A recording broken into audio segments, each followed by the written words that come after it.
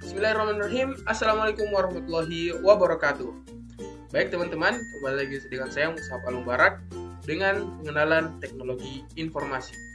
Baik, sebelum kita melangkah lebih jauh untuk membahas tentang pengenalan teknologi informasi, terlebih dahulu seperti biasa kita buka dengan membaca doa belajar. Subhanallah walhamdulillah wala ilaha illallah wallahu akbar. Allahumma sholli ala sayyidina Muhammad wa ala ali sayyidina Muhammad. Rabbi shrah li sadri wa yassir li amri wahlul 'uqdatam min lisani yafqahu qawli. Subhana rabbika rabbil izzati amma yasifun wa salamun alal mursalin walhamdulillahi rabbil alamin. Oke, baik teman-teman, kita akan masuk kepada pokok pembahasan kita pada video-video kali ini. Nah, di video kali ini kita akan membahas tentang apa-apa saja pada bagian komputer yang termasuk bagian input, output, dan alat-alat proses pada komputer tersebut. Nah, kita akan masuk ke pembahasan pertama adalah alat input. Nah, alat input adalah alat-alat yang berfungsi memasukkan data atau perintah ke dalam komputer. Nah, contoh-contoh dari alat-alat input yang biasa kita temui dalam kehidupan sehari-hari adalah yang pertama, alat masukan. Pertama itu adalah papan ketik atau keyboard yang dimana fungsinya memasukkan huruf atau angka karakter khusus sebagai media bagi pengguna untuk melakukan perintah-perintah lainnya yang diperlukan. Nah, kemudian mouse.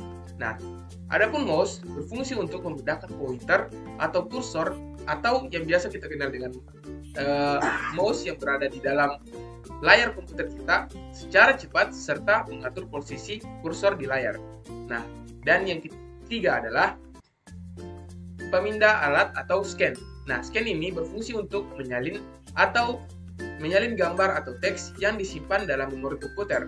Nah, scanner juga sebenarnya terdiri atas beberapa jenis menurut fungsinya, yaitu ada yang berfungsi sebagai memindai tulisan, menyimpan dalam format teks, ada juga yang berfungsi untuk memindai dan menyimpan dalam format JPEG atau gambar. Nah, ada pula yang berfungsi untuk memindai warna hitam seperti yang dilakukan oleh pemeriksa alat kertas ujian. Nah, kemudian yang keempat dan yang terakhir adalah touchpad. Nah, fungsinya sebagai penggerak kursor pada monitor melalui stimulus gerakan jari yang menyentuh touchpad yang ada di dalam laptop kita. Nah, oke. Sekarang kita beralih ke dalam alat output. Nah, sedangkan alat output sendiri adalah alat-alat yang berfungsi untuk mengeluarkan data-data yang berbentuk informasi dari komputer kita. Nah, di antara contoh-contoh dari alat output tersebut adalah yang pertama ada proyektor. Nah, proyektor berfungsi untuk menampilkan bayangan sebuah gambar positif yang dapat ditembus cahaya. Nah, proyektor ini akan disambungkan oleh CPU atau laptop yang sudah dilengkapi dengan kabel-kabel VGA untuk kemudian layar yang ada di laptop kita atau di CPU kita atau komputer kita untuk ditampilkan di dalam proyektor tersebut. Kemudian yang kedua adalah layar monitor kita. Nah, monitor tersebut berfungsi untuk menampilkan teks atau gambar baik yang diam ataupun yang bergerak yang diadakan oleh komputer dan diproses oleh grafik. Dan yang terakhir adalah pencetak atau printer. Nah, printer ini berfungsi untuk mencetak teks atau gambar media kertas atau media lainnya seperti kertas transparansi dan lain sebagainya. Dan yang terakhir adalah speaker.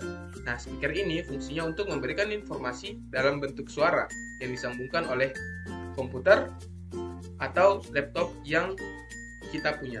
Nah, sekarang kita beralih ke bagian ketiga adalah alat pemproses. Nah, alat pemproses sendiri adalah alat-alat yang berfungsi untuk mengolah data dalam komputer setelah mengalami proses input. Nah, apa-apa saja yang termasuk di dalam alat proses adalah yang pertama, di sini kita mempunyai CPU. Nah, CPU ini sebagai otak atau pengendali proses kinerja komputer dengan dibantu oleh komponen-komponen lainnya tentunya. Nah, kemudian di dalam CPU terdapat yang pertama ALU atau unit logika aritmatika.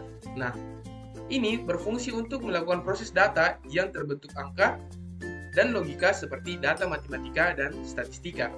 Kemudian, alat pemroses lainnya adalah papan utama atau motherboard. Nah, motherboard ini berfungsi sebagai pusat pengendali yang mengatur kerja dari semua komponen yang berpasangan padanya, serta mengatur pemberian daya listrik pada setiap komponen atau isi. Kemudian ada CU atau Unit Control. Nah, Unit Control juga berfungsi untuk melakukan pengontrolan dan pengendalian terhadap suatu proses yang dilakukan sebelum data tersebut dihapus di dalam komputer atau di dalam laptop kita. Dan berikutnya kita mempunyai hard disk. Nah, hard disk di sini mengendalikan seluruh sistem operasi dan mekanisme kerja kantor serta menyimpan setiap data dan informasi yang telah kita proses.